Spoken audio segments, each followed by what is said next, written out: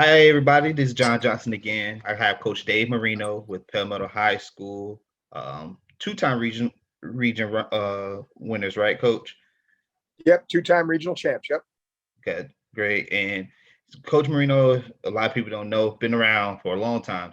Started at Southeast, was at Labor Ranch, part of actually I think Labor Ranch only coaching staff that's won the district title, and Yep. has been at Palmetto since what 2010 or well you've been the I head was, coach since 2010, right? yep, head coach since 2010. I was with Coach Woody. I was his O-line coach in 2008, 2009. Gotcha. So yeah, and you were at Sarasota before that, where you're the Correct. For OC. three seasons. I was a wide receiver coach for 2 years, and then the offensive line coach for one. Gotcha. Now, we're gonna just hop right into it. So last season, again, you guys repeated as regional champs, went down to Miami, ran into that bus off Miami Central, which the game was a lot closer, I feel, than the score projected. Just kind of give us a little input about that game and how last season went. Well, first of all, last season was a challenge for all of us. And as coaches, we have a greater responsibility than just wins and losses, and that's developing young men into grown men that are going to be responsible and accountable and productive citizens and successful in whatever they pursue in their lives. And so, one of the main things I've always tried to instill in our kids is dealing with adversity. Everybody faces adversity throughout their lives. And football is no greater testament of how you handle adversity than any other sport. And so last year, I felt like we were more prepared to handle this adversity than anybody else because we had always made that a mainstay of our culture. We never, we always tell our kids we're never going to make excuses. People are going to get injured. We're going to have to maybe suspend kids from the team because they're just not doing the right things in the classroom or in the hallway. And so, the culture of our program really prepared us, if you could ever be prepared for a global pandemic and all of what came from that. We just felt a little bit more comfortable in dealing with it because that's just the standard we set, and that's the rules and the culture that we've created here at Palmetto High. So that in and of itself was a testament to these kids. And then to be able to have the level of success that we did, for any high school program last year to just go out and field a team and compete and give kids some sense of normalcy on Friday nights, that's a win. That's a championship season in and of itself. Yeah. But then to actually win the regional championship, again, really was just a monumental accomplishment for our kids and our coaches in the program. And so, unfortunately, as you mentioned, we just, we didn't get it done again for the second year in a row against Miami Central. And that's just more of a credit to them than it is a discredit to us. Miami Central has an outstanding program, and the whole Miami area is just on a whole nother level. I mean, when you're talking about Miami Central, I want to say they've won 6 out of the last 8 years state championships. Yeah, that's just an incredible statistic. And it basically is that they just have better guys. When you're talking about, they had 5 Power 5 scholarship kids, Division I kids, Power 5 Division I kids on their team. We didn't have one. We had one mid-major, in Floyd Dozier, our defensive tackle, went to University of Buffalo. We had a 1AA kid in Sajel Hickson, our tailback, and that's it. Then the rest were, 1AA, marginal 1AA, Division II type players, level players. And so for them to be able to do that 2 years in a row it's just an amazing accomplishment. And, you just couldn't be more proud of the kids and the coaches and what we were able to achieve. And all you can do is just continue to keep working and striving to get to that level. Just try to continue to develop your kids But again, when you're talking about Division I and especially Power Five Division I kids, it's about measurables. I mean, if you're a 6'1" offensive lineman, you're going to have a hard time getting recruited by Power Five schools. I mean, for example, offensive linemen, you better be at least 6'3", 6'4", 6'5", 6'6". If you're not in that range, you're just, you're putting yourself, or you're not putting yourself. It's God's will. This is your genetic makeup. So I think that's the biggest difference between Miami Central and us or any other teams, in our area. And that's the reason why nobody from our area is winning 6 out of 8 state championships. It's just, we just, we just don't have that kind of talent in one place at one school. Yeah. And I talk to everybody, and I tell people all the time that I truly feel like Manatee County, for us to be this size, we have too many schools. And that's just my opinion. I respect Braden River and I respect what Coach Bradley does, but I felt like that was a school that maybe could have those funds to build that school could have been made to make Labor Ranch bigger or make Southeast bigger. Because literally what you did was you put a school right in between them. And same thing with Parrish this year is you built Parrish and you could have just made Labor Ranch bigger or made Palmetto bigger. And we could have, instead of having 2 newer schools, we could have kept the kids closer together, because Manatee County was at its greatest when we had Southeast, Palmetto, Manatee, Bayshore. We didn't have that many schools. It was every school had 60, 70 kids on it every Friday night, had a full program from freshman to varsity. No, that's great points. It's just, like I said, I think it's too many schools, and down there in Miami, they do have a lot of schools, but they have the population to where their 5A schools are sending out 16, 70 kids. Their 1A schools are sending out 40, 50 kids every Friday night. And that's monumental going towards winning championships, is having that depth, having that amount of depth in those players to where you can have top-notch competition each week in and out Friday nights and during practice.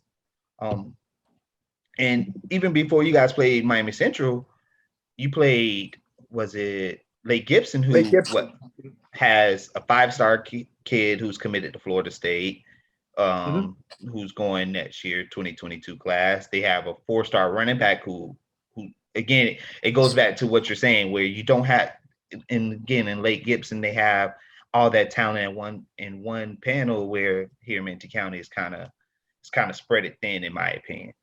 And that's a great point. We had no business, not just last year, but the year before that and the year before that. I mean, we've beaten Lake Gibson the last 4 years, and every year it's just the same story with different kids' names you're plugging in. And it's just they have more Power 5 guys than we did, and so to beat them and to be regional champions, that's really like a state championship or a Super Bowl championship or a national championship in terms of our kids overachieving. You see it in every sport at every level. The coaches talk about, or these experts and analysts talk about, well, they're going to have to play a perfect game. Well, we had to play a perfect game, and that's not easy to do. But our kids not week did in that. and week out. And our kids did that. And so again, just a credit to them and their fight and their resiliency and their determination. And like I said, our coaches do an outstanding job, developing kids and allowing them to, perform at a higher level than what they could ever have dreamt of. Now, I did 707. I coached some of your players that you have coming back this year, but tell me about some of your top players that you have coming back from the previous season, offensively or defensively wise. Well, we're in a different cycle right now, and it's I've been in the business a long time. I've been coaching 32 years, and I've never been in a situation that we're in right now, in that we really only have 3 guys that are truly battle-tested veteran players, and that would be Kywan Smith, our offensive He started at left tackle as a sophomore. He started this past season at left guard. Eric Brust played, started at tackle, started at guard these last couple of years. And then Jalen Wester at linebacker, that started as a sophomore. Other than that, we have a lot of seniors. We don't have a lot of seniors, I should say. Let me correct that. We have seniors, but seniors that just really haven't played a whole lot of football. And then we have, a group of guys that are going to be juniors that did play pretty good amount of football, but again, not a lot of them. Cedric Augustin, our top defensive end, he started as a sophomore. Now he'll be a junior this year. Jordan Simpson is going to be a senior this year. But again, not a lot, and on the offensive side of the ball, Cleve Benson, tailback, slot receiver. He was part of the three-headed monster, if you will, that we have with Sajel Hickson and Robert Gavin and then Cleve. And so, again, that's still not a lot of kids that you're going to be. And, he's going to be a senior. And like I said, the junior class is, you got a couple. I mentioned Cedric Augustin, but then we have a really, really good freshman class that are now going to be sophomores. Freshmen that did get a little bit of playing time last year on the varsity level. So we're expecting a lot of young guys, a lot of freshmen that are going to be sophomores to start and not just start, but to have impact on our team offensively and defensively. And so, that's sort of where we're at right now. We're relying on the few leaders that we do have, the battle-tested, experienced kids that are going to be seniors. And then we're asking a lot of those young kids to play at another level. And our coaches have done a great job this off season in trying to develop them and prepare them for what to expect, because our schedule is, one of the toughest in the state of Florida. Every one of our teams is either a regional champ or a regional finalist. Other than that, that's pretty much it. We don't have any sub 500, record teams. That's just the level we're going to play at. And so our kids are going to have to rise to that challenge. And our coaches have done a great job this off season, working and developing these guys to meet the challenge. Yeah, because even in your own district, you have Manatee, who's a powerhouse, and then you have Bloomingdale, who went to the state semifinals and lost to St. Thomas Aquinas in the state semifinals, who St. Thomas Aquinas ended up going on and winning the state championship. So you're absolutely right, and that's just district. Yeah. And then like I said, you still have, one of the oldest rivalries, or in this area, the Palmetto Southeast rivalry, right out of the gate in week one. Then you have Sarasota Riverview, who's a regional champ, regional finalist every year. You have Venice, who's a regional champ, regional finalist every year.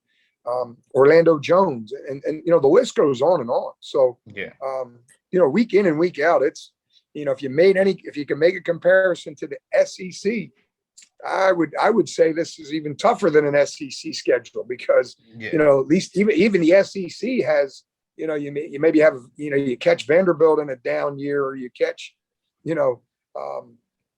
some of these other schools on a down year. Yeah, there's no catching any of our opponents on a down year. These programs are perennial powerhouse programs that we have to face week in and week out. Yeah, definitely, because Vandy, and then you get Ole Miss. Well, not so much with Lane there anymore, but Ole Miss is typically down, Mississippi State. So I definitely agree with you there. Now, like I said before, I've known you for a long time. What sets your program apart there at Palmetto from the programs? And this is a two-parter: the programs that's around the county now currently, and the different programs that you've been a part of, coaching wise. I think for us, it's experience on our staff and stability. If you were to go back, I had the luxury and I had the privilege and the honor to serve under a great coach, Coach Meckley. And when we had our success and we were back-to-back state champs, we had an outstanding coaching staff. I was the offensive line coach. I played at Rutgers. My brother was a defensive line coach. He played at Duke. I mean, when you looked at our staff, it was on course or on par with most college staffs. And so the experience we had, and again, the stability. Coach Meckley had been there for over a decade when I ended up getting there in 1990. And I think that's the same thing, here at Palmetto. So many people, I'm the longest tenured coach at Palmetto going into my 12th season. And that's just crazy when you think about Coach Meckley was at Southeast as the head coach for 30 some years. And Coach Canan was the head coach at Manatee for 30 years. And Coach Sprague, when you look back historically at the great programs in Manatee or Sarasota County, it's the stability. It's, can I trust that my son is going to go to a program where he's going to be coached up to a high quality of coaching in terms of technique and scheme, and the coach is going to stay. And that was one of the things when I came to Palmetto and worked with Coach Woody. He had this dream, he had this vision that, if we could create some stability and coach these kids up, Palmetto had talent. It just needed to be developed. And so, after 2 years, when he took some of our success, we had some success. We had won a district title, but, we never got out of the first round of the playoffs. And so when he went on with Coach Taggart to Western Kentucky, I made a decision, when I was able to get the head coaching job, and I got promoted from being an assistant, I made the commitment then and there that I wasn't going anywhere.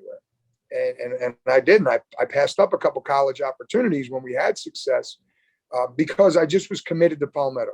And I wanted to make sure that these kids in this community achieved the level of success that I always felt Palmetto deserved. Even when I was coaching at Southeast or Lakewood Ranch or wherever, I always had a great level of respect for Palmetto because Palmetto kids helped us at Southeast. Palmetto kids helped Manatee have the levels of success they had and we had. Peter Work was a Palmetto kid. So we were very grateful at Southeast that Peter Work decided to not play at Palmetto but to come play at Southeast. I'm sure Coach Canan is extremely grateful that Tommy Frazier, chose to go play at Manatee as opposed to Palmetto High, and the list goes on and on. And so I think that's the key. Any program, if you want to build a successful program, you first got to get good coaches to join your mission, and then you got to stay committed to the cause. And one way or the other, if it takes a couple of years before you can have a winning season, you got to go through those couple of years or maybe 3 years of struggles to get over that first hump or that first hurdle. And then if you do have success, people, they always parlay into better jobs. Well, and then that's where the success will end. But if you continue to stay committed that wherever you are is the best job, then success will follow. It's really that simple. Gotcha. Yeah. And that is true. Now looking around, you're the longest tenured coach in the area, actually, in both counties, right? Manatee and Sarasota. Coach Peacock. Coach Peacock's been a head coach. Yep, that's right. I want to say maybe a couple years before you, right? Yeah, I want to say he's probably like 16 years. I want to say he was the head coach. He was at least the head coach 3 years prior. Yeah. To me being a head coach, and I think it was longer. I want to say he's more into the 16th, 17th years the head coach.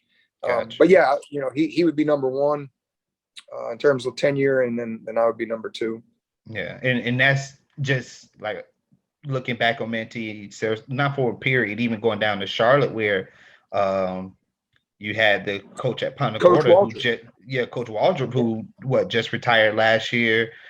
Been there for 30 plus years, almost 40 years. And then you had Canan and Coach Meckley, who just Coach finally, Coach Sprague. So it had and it was turnover at other schools, but it wasn't where schools were having coaches for 2 years. It was okay, he's there for a decade, he's there for 5 to 10 years, and he might have moved Mhm. on or they fired him or something. It's just a little different.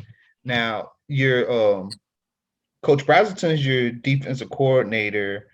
Correct. Now tell me a little bit about his scheme. I know it's a little aggressive. Are you guys a 4-2-5, 3-3-5? Yeah, when we took over the program, Coach Brazelton obviously played for me at Southeast. He was on that '98 uh, state runner-up team when we lost to Miami Northwestern. So I've always tried to surround myself with, you know, guys that have played for me or I've coached with where they have the same principles and values in terms of commitment. We ask that, our kids and our coaches are 100% committed to one another. And so, which leads, when you have that level of commitment amongst a group of people, then you're going to develop a trust and a caring for one another. So, Coach Brazelton came over. I want to say it was my 5th year as head coach. He had stayed. He was coaching actually with Coach Meckley, and when Coach Meckley retired, he came over. And so, he's been in our system, our defensive system. We've always been an even front team. When I first took the head job, one of the assistant coaches on the staff with us, Coach Woody's the head coach, Nate Varnador, he was the D-line coach. So he was our first defensive coordinator. And then Pat Cucci, who was the cousin of Steve Cucci, who was also a teammate of Matt Brazelton's on that 98 team, he was our linebacker coach. And when Nate moved on and became a head coach up at Crystal River, Pat Cucci became the defensive coordinator. And then Matt came on as the defensive line coach. So it was, again, when you look at successful programs, it's not just the head coach. You got to have great assistants. And so that's where I've always believed, I don't need to go outside the program if we have quality within the program. And so it was a no-brainer for us to, for me to make that final decision to just promote Matt from defensive line coach to defensive coordinator. Offensive coordinator, there's been a little bit more turnover than I would like, but that's the nature of the business again when you have success. Nate Varnador's brother, he was our offensive coordinator in the beginning. He was my first offensive coordinator. That basically I had to mentor. He was a young kid right out of college, not much coaching experience at all. So he was our quarterback coach, and I was basically the coordinator calling the offense, running meetings. And then as he progressed with me within the program, I gave him the reins, to really take control his last year. And then he went with his brother to Crystal River. And then I had another guy come in, and I had that coach for a few years. And then he moved on. He went back to Texas. And then Coach Varnador came back. His brother moved on to another profession. And so he came back and was a quarterback coach for us for another 2 years. And then he parlayed that into a college opportunity. And then that's when I brought in, Tyler Stolt, who's our offense coordinator now. And, he's, done an outstanding job. First couple of years, again, right out of college, not much coaching experience. So I sort of, tried to mentor him his first couple of years. And then in his 3rd year, he really had proved himself to be more than competent. So I sort of give the reins over to him and give him more responsibility. And he's done an outstanding job, taking our system to a whole nother level of RPO system, run pass option system. And so, so those are our coordinators. Okay, awesome. Yeah, because I've always thought that you've always called the play since you've been there, since you got there as the OC and the O-line coach.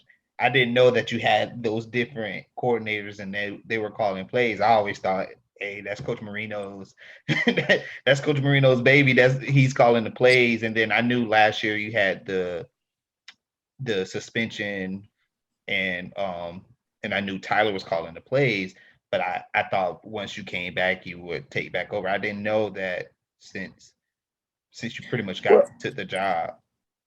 well, again, I feel, again, this is my philosophy. I feel as a head coach, if you have guys on your staff that want to develop, then that's your job.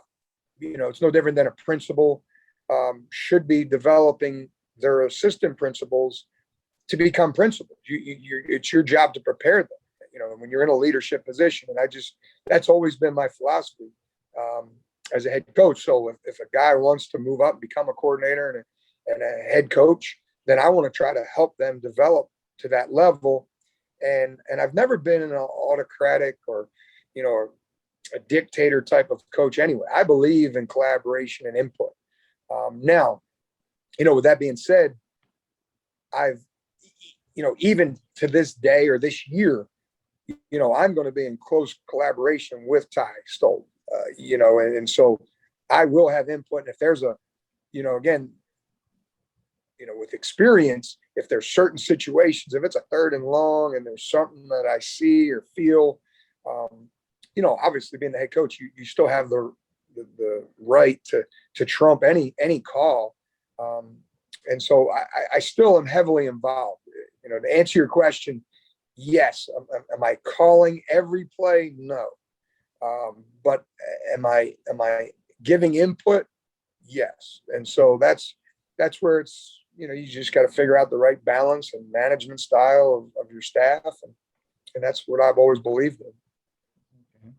Now, so this year, I'll be honest with you, I have you guys being runner up in your district. I don't think Bloomingdale is going to be as good as they were last year. They lost a lot of pieces, and when I was in Hillsborough County for a short period of time, the talent that they said that was going over there, I don't think it's going to be near as good as what they lost. A 5-star receiver and some other top notch. You just don't replace that, and not in the Hillsborough County area. I do. So I have Manatee winning you guys' district. I think it's going to come down to one last second. I think it's going to come down to a couple plays, and I think when it's going to be up to the guys to make it, the players are going to take it out of the coach's hands in those moments. And I think Manatee might make that one last play. I want you to maybe change my mind. What do you change my mind on that theory? Well, and it's an old cliche that you take games one at a time, but it's not a cliche. It really is. You really got to approach every week. And you highlighted some perennial powerhouse programs in our district, but you got to look at Leonard and say, okay, 6-4, 7-3. They're right there, year in and year out. They're right there on the fringe of making a breakthrough season. And so, East Bay has had success as well. So district games are extremely difficult, especially early on in the district. Week 1, district week 1, district week 2, because everybody's 0-0. Everybody feels like they can win that district championship. Now you go down 0-2, in the district. And now when you play that district week 3 or district week 4 or district week 5, and you're 0-2 and 0-3, a little bit of life, a little bit of fight has been taken out of that team. So to your point, just the way it's the luck of the draw, how they match up district games.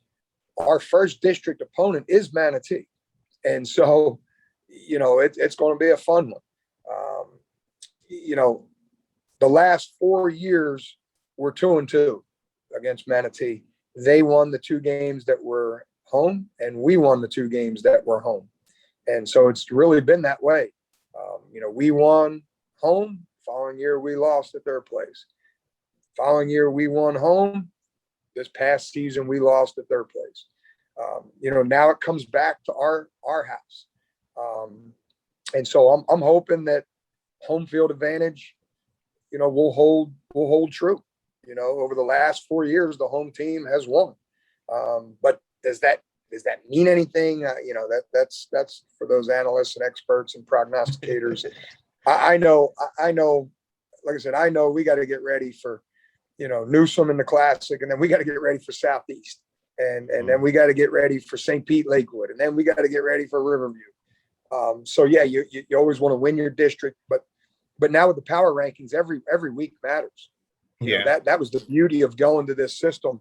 Not only did you get the best teams in the playoffs now with the new format, but it really adds more excitement to every week.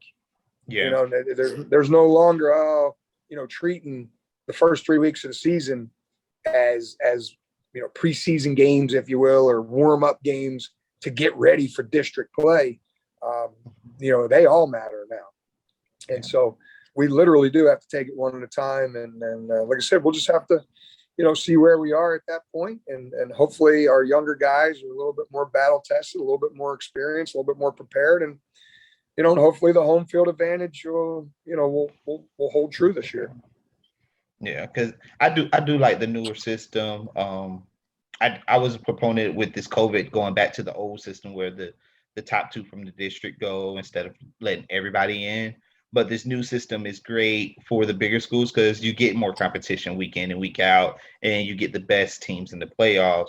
It does hurt the smaller private schools because now they don't get the chance to play those bigger schools anymore. Like when who's not Coach Kitchie, who's now at Leonard, he's the head coach at Leonard. When he was at St. Stephen's, every week they were playing Gibbs, or they were playing Dixie Hollins. They were playing bigger schools because they were more willing, and they kind of deemed St. Stephen's as a warm-up game. But it's a lot better because you do, like I said, you get the competition week in and week out. It's no resting on your laurels. Now we're gonna switch up. We're gonna switch it up a little bit. We're gonna go from Manatee to more personal things. Now, you say you went to Rutgers. How did you find Little Bradenton, Florida? Because you and your brother from Jersey, right? Yeah, and that's exactly my brother's 10 years older than me, so he had played at Duke, and then his wife had family in Bradenton area, and so when he left he left Duke, they moved to Florida, and so I was vacationing down here a lot to see my brother. So that's how I was made aware of the Bradenton area. And so when I graduated from Rutgers, I worked with the Philadelphia Eagles, and then I did my internship there, and so that was when I first got my coaching experience. And my brother was down here, and I wanted to be closer to him, and my parents were getting closer to retirement. And so, like most people, they retired to Florida. So it was a chance for our family to be reunited. And that's how I came down here. That's how I came down and, visited my brother one time, and I started to look around and get a little bit of lay of the land. And, I went over, and, I've always been an underdog kind of guy. And, growing up in South Philly, South Jersey, growing up in the era of Rocky and Vince Papale making the Eagles as a substitute teacher, bartender, you know what I mean? So it was sort of, it was a perfect fit for me. I was born in Camden, New Jersey. So it was a perfect fit for me to go to Southeast, because, when I came down here, obviously Manatee was king in 1990 and through the 90s, early part of the 90s. And that was the challenge. That was the underdog challenge I wanted. And so, that's why I chose to go to Southeast. And then my brother was in the hospitality industry. He was in hotel management, bar, restaurant. And so I basically asked him to come out and help out, on the lower level, coaching the D line. And he did that, and he got hooked. He loved it. And so then he transitioned out of the hospitality industry into full-time education, where he became a teacher. And so that's my personal background. I came to this part of Florida because of my brother. And then, then like I said, that I lured him into the coaching profession and education profession.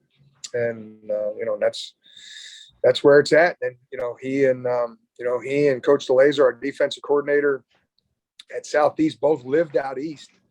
So their kids, I wasn't at that stage in my life, but their kids were going to go to the new high school, which was Lakewood Ranch. And so that's how we migrated from Southeast to Lakewood Ranch. There was two things. My main motivation, again, was always a challenge. I've always, the underdog mentality. my whole life, I wanted to go somewhere and make a difference. That's why I chose Rutgers. I grew up in Jersey, but Rutgers was not very good. And I was recruited by Maryland and Syracuse and some of the other, more powerful programs. But I wanted to represent my home state. I wanted to go and make a difference in my home state. And that's why I chose Rutgers. And so when the Lakewood Ranch opportunity came about, I didn't have children. I didn't even think about it. I wouldn't even, I wasn't married. And so I wasn't thinking about any of that. I was just thinking of, if Lakewood Ranch is going to be made up of all the backups from Southeast, well, let's go see if we can't build a program with those backups. And that was the exciting thing for me, was to go to Lakewood Ranch, take the backups from Southeast, because, school choice was in effect. And so if you were good, you were a starter at Southeast, of course you were going to choose to just stay at Southeast. And then if you couldn't play at Southeast, then you were going to go to your home school of Lakewood Ranch. So that's what I was excited about, was that challenge. And my second year there is when we won a district championship. The school opened up and it was just freshmen and sophomores. I did not go that year. I felt a loyalty to Coach Meckley. My brother went, Coach DeLazer was the head coach. My brother was the D-line coach, Coach Sauer, Coach Frank. There was a pretty much a mass exodus from our staff at Southeast in our program. And I just, I felt like everything Coach Meckley had done for me personally and professionally, I just didn't want to leave him, because I was the O-line coach, and you really, that's your right hand. You better have a good offensive line coach. And so I just didn't feel it was the right thing to do. And so after my second year with Coach Meckley, he and I were at a clinic, and I'll never forget, we sat down for lunch, and, basically I was asking his permission. And I said, Coach, my brother's out there, Coach DeLazer's out there. They want me to come out there to Lakewood Ranch. I said, I really would like the challenge, but I just feel bad. And he said, and he told me, he gave me the blessing. He said, hey, you're going to get a chance to be the offensive coordinator out there. You're going to get a chance to be a head coach sooner, because he had no plans on retiring. And he said, professionally, if you want to be a head coach, you want to be a coordinator, you want to be a head coach, you got to make this move. And so that's what it was. That's how I ended up going to Lakewood Ranch, was, Coach Meckley gave me the blessing, and I was excited for the challenge to try to build something from nothing. And that's, the rest is history, if you will. And that was it. Yeah. Cause my dad kind of took the same route you did. He waited a year. He didn't wait 2 years. Mm-hmm. He waited a year and then went over the second year Coach DeLazer was there. And that's kind of from the sentiments that in the talks that we had, it was the same. He felt the loyalty because he played for Coach Meckley. And then when he first came home, he coached with Coach Meckley from starting in 86. So he was at Southeast from 86 to 99, I believe, or 2000. Yeah, we already got your dad and I go way back. Yeah. And so and it was the same thing. It was one of those things where he asked Coach Meckley. I believe we were back at USF. I remember those coaching clinics at USF, and he had pulled Coach Meckley aside and talked to him about it, and he gave the same thing. He saying, "Hey, it's a better opportunity for you, and better opportunity for growth and everything." And it was, and I was a young buck, but I do remember the challenges that you all faced just from the outside looking in, just from on the field. Even the year that you guys won the district championship, what was the most talented team across the board in that district. No. You mentioned Coach Binky Waldrop and the powerhouse program that Charlotte had been for so many years. We had to beat Charlotte for the district championship, and they had Deshaun Platt, who ended up going to the University of West Virginia. They were loaded. They were loaded with some talented Division I kids, Power 5 type kids.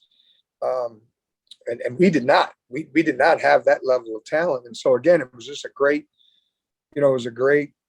accomplishment. And it's a credit to the coaches and the players to be able to buy into our style of coaching and pushing them to be great. And like I said, for us to achieve something that, was not expected.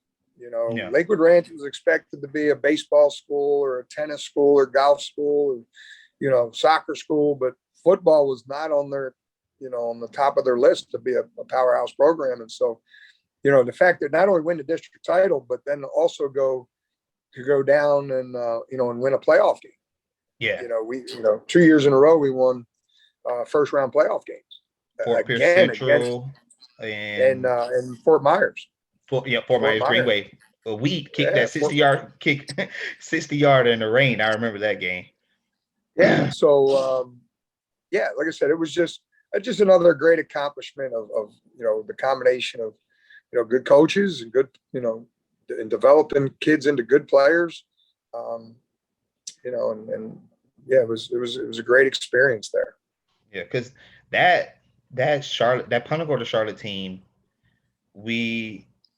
and I say we, because I was a ball boy for Labor Ranch at the time. Labor Ranch only had one guy that I know was getting Power 5 looks, and that was Demetrius Andrews. And he was young, and he was young at that time. Yeah, he was young at the time. Other than that, you had Rocky, who was a sophomore. Rocky wasn't getting big time Power 5 looks. I think Manny Dent was the running back. I don't think Markeith had came over yet. I think Manny was the running back. And actually Markeith was, and I'll give you the backstory. Markeith was there at Lakewood Ranch, but he was a track athlete. He was very, very fast, but he had never played football. And so my first spring, I was excited for the challenge. And then, after the first few spring practices, when spring practice concluded, I just saw the level of talent we had, and it was nowhere near the level of speed, first of all, that you need to compete with the Charlottes and then the level, we were going to have to play at. And so I went to track practice, and I went and talked to Markeith, and I said, hey, why don't you consider playing football? He said, coach, I'm a track athlete. I don't like to get hit. And I said, look, we're going to just toss you the ball one way. We're going to toss you the ball the other way. I go, you just run to that sideline and beat everybody in a race. I said, it's really just no different than the last leg of the 4x1. You hit that corner and just go. And I said, you're not going to get hit. I said, when they try to hit you, just run out of bounds. And so that's how it started. And so his junior year, we gave him toss sweeps and we gave him some speed options. And, but to his credit, he really bought into it and saw the opportunity to get a college scholarship with that kind of speed. And, track gives scholarships, but not as many as football. And so, I basically told him, I said, hey, here's an opportunity for you to really solidify yourself as getting your college education paid for. And so he really did a great job his senior year, because then he became a true running back. That's when he was running leads. He was running powers. He was running inside run plays. He had progressed from just being a track athlete that you toss it to him, let him try to outrun people, to where he became a more well-rounded football player. I mean, he even, he worked at his craft so hard, even pass protecting, to try to get the ball down the field to some receivers. He would step up in the pass game and pass protect. He really became a tougher football player by the time he was a senior. And then that enabled us to find him a home. Again, he was under recruited, obviously, coming in. You don't play to your junior year, and being just a track athlete that's going to, take toss sweeps. To his senior year, now you're really late in the process. So we really had to dial for dollars. And I was just basically anybody that was 500 or less. If you had a losing program, I was cold calling and saying, hey, check this kid out. And finally East Carolina, gave him a look and offered him, but he didn't have very many offers. And, Rocky Schwartz was the same way. Yeah. Because Rocky, both of them ended up moving to the defense side of the ball in college. Yes. And Rocky was an athlete. He was a great athlete. He was a great football player. And so, again, just not having that type of talent at Lakewood Ranch, we used them everywhere. We used them at strong safety. We used them at free safety. We used them at quarterback. It was one of those things that, we just got to have the ball in his hands, because he was really our best athlete all around. And then, but that makes it more of a challenge to market a kid to the next level. because it's like, okay, what am I recruiting this kid as, coach? And, Yeah. you could say, well, you can recruit him as an athlete. Well, you know, that's tough, you know what I mean? Because, he didn't have all the measurables you might be looking for if you're looking for an athlete. You know what I mean? You're looking for maybe a 6'1", 6'2" type kid that could play receiver, could play free safety, and he wasn't, he didn't have that kind of measurable. So, it was a challenge, but it all worked out. It was good. Yeah, it was those 6 years were some of the best years. Been on that sideline, seeing you guys as a coaching staff come together. What it was every Tuesday nights, having the families and eating dinner right there in the cafeteria at Labor Ranch. It just that showed me how a coaching staff should be and how well you guys coach those kids up. Because like you say, Labor Ranch never, when you set them across the board, never had the top tier athletes as Southeast or Manatee would. But you guys coached them to the point where they believed and they would run through a brick wall for you. And it turned out to be what I think the school's been around since '98, and in 2002 is the only district championship they have still to this day. Yep. So that's a great testament. So now we're gonna finish it up, Coach. I have a little thing called quick game. I just want you to. I'm gonna ask you 2 or 3 questions. I want you to come up with the first thing that comes to your mind. I don't want you to think about it. Just the first thing that comes to your mind. Don't think about it. So the first one is the best athlete you have coached. Peter Ward. Okay, I figured that because you were at Southeast and went from a big time wide receiver junior year and then to the state championship quarterback his senior year. Phenomenal. I mean, you just, and all props to Tommy, Frazier, but just to be able to do what he does with his body, to be able to stop so quickly and change direction so smoothly. I mean, I could go on and on and on. It's just hands down, not even close. Now, what about the best athlete you coached against? You'd have to say Tommy Frazier. Okay. That's yep.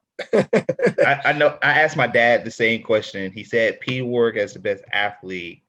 It was out of Pete and Demetrius Andrews, but the biggest one was Deshaun Platt. He said Deshaun Platt, out of his whole coaching career, is probably one of the few that truly scared him as a secondary coach. Just scared him as a coach. Now. Yeah, and that's, like I said, now, okay, when you're talking about, okay, we're not Southeast, okay, the best player you've ever coached. I didn't coach Peter because I was coaching the O-line.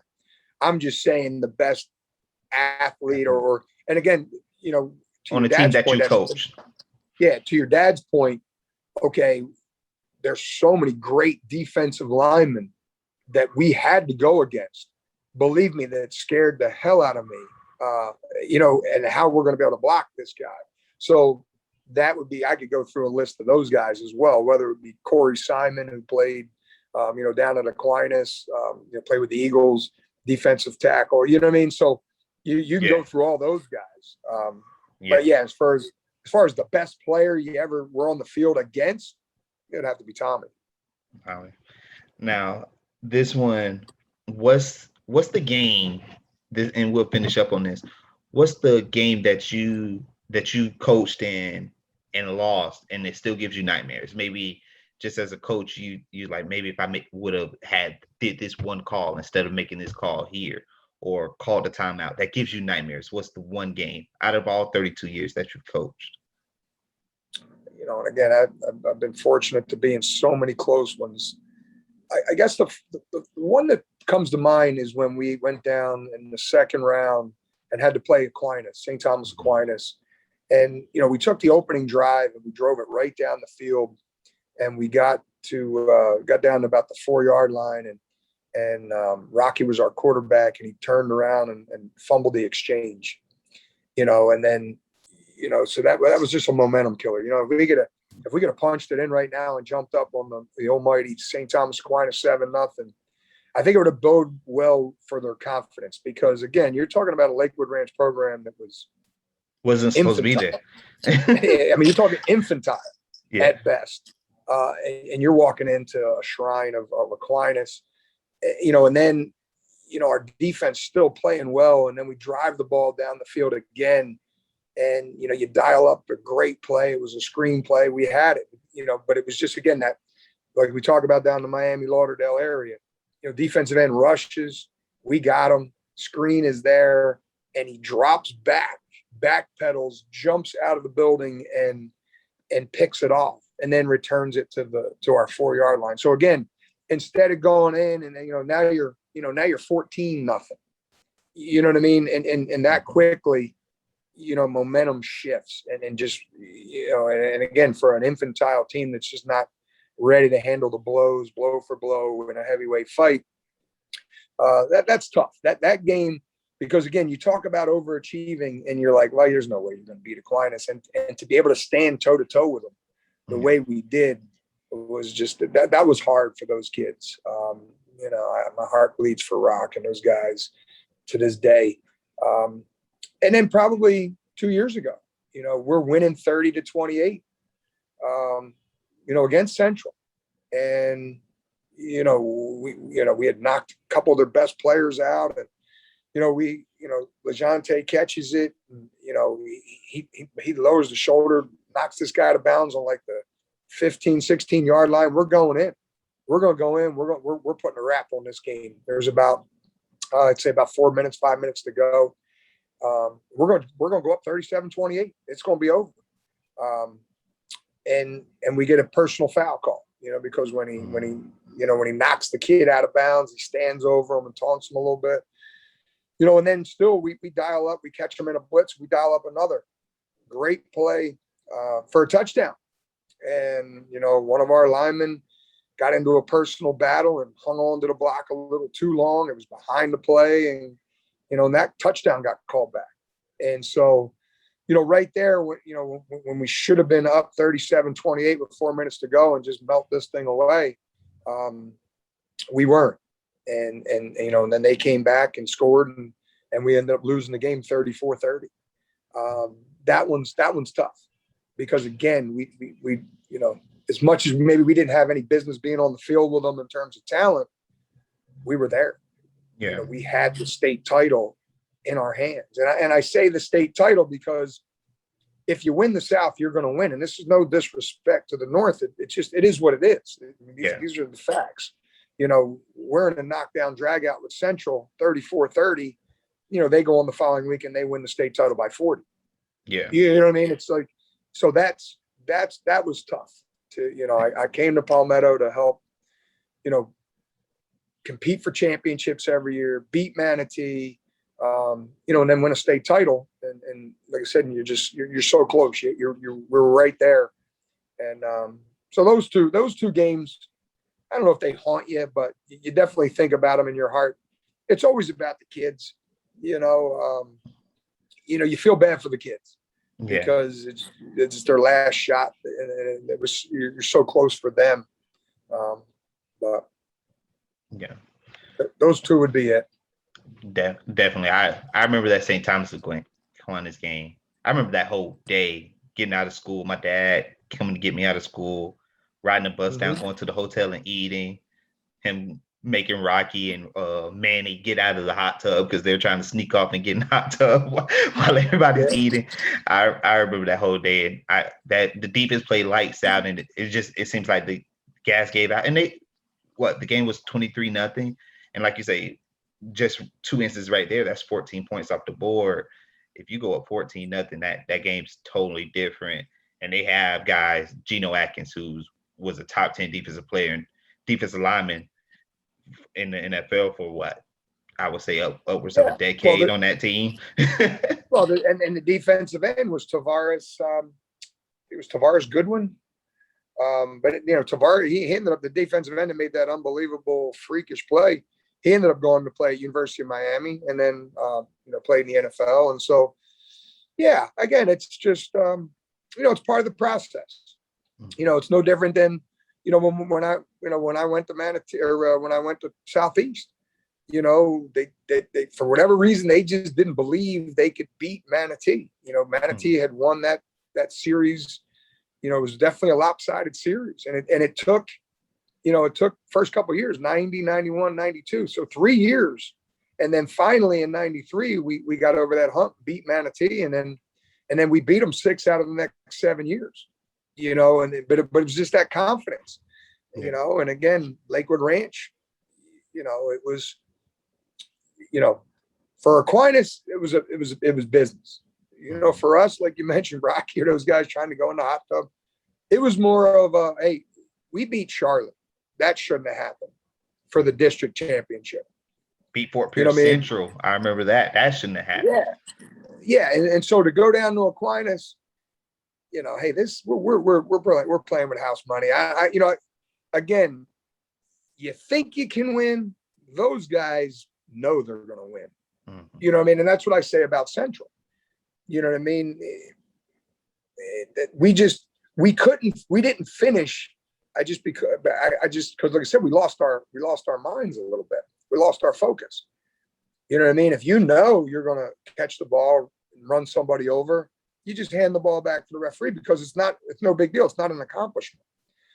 Our guys felt like, oh yeah, he's the mighty, almighty Miami Central. We got that. Well, we don't. It's still 4 minutes, and that was the difference. When you win 6 out of 8 state titles, you just know you're going to win a state title. That's it. Yeah. That is the norm. And it's not the norm at Palmetto. Last time Palmetto won a state title was 1975. So, that's where you just continue to keep grinding away and hope you get there again. And this time maybe you handle it a little bit better. Gotcha. Now we're going to end with this, Coach. I'm giving you the floor. I want you to let the people know what to expect from the Palmetto Tigers program this upcoming season, this 2021 season. What they've come to expect every season, and that is we're going to fight for 48 minutes, no matter who we play, no matter what happens. We are going to fight for 48 minutes. We're going to give everybody everything we've got, and we're going to improve every day, every game, and that's one thing I can always assure everybody that there's not going to be any quit in this dog. We will fight and we will work every day. We will coach our kids up. We'll love them up, and we're going to push them to be great. And whatever great is, depending upon our God-given abilities, I say this before, you say, well, a 9-2 season. Well, that's a great season. Well, depends who'd you lose to. Define greatness. I think I look back on some 6-4 seasons that were great seasons. Where you overachieve. Where you're beating. People maybe you shouldn't be beating, and so that's what we're gonna find out. What do we have? What do they have? Who's going to play at that highest level? Who's going to overachieve? And that's what we strive to do. We strive to beat teams we're not supposed to, and we're going to do that again this year. Awesome. I look for big things from you guys this year. I'm definitely going to check you out this year. Definitely that Manatee Palmetto game. I think that's week 3 or 4. I would definitely week 4, district week 1, week 4. I would definitely be in attendance in Palmetto, front row and center. Got a little hard on both sides. I got my nephew at Manatee this year, and then I tell people all the time, I've known Coach Marino before I was born into this world. So, I'll definitely be there trying to keep a level head as a media member, but I have my bias going one way. But thanks again, Coach, for joining me. Thank you for answering all the questions. It was great having you on. Hey, keep doing good work. Appreciate you. Thank you. Have a good one, Coach. Yeah. All right, everyone. Thank you for listening to that podcast. I hope you liked it. Even if you didn't, please like, share, comment, excuse me, even on that YouTube, make sure you subscribe and hit that button.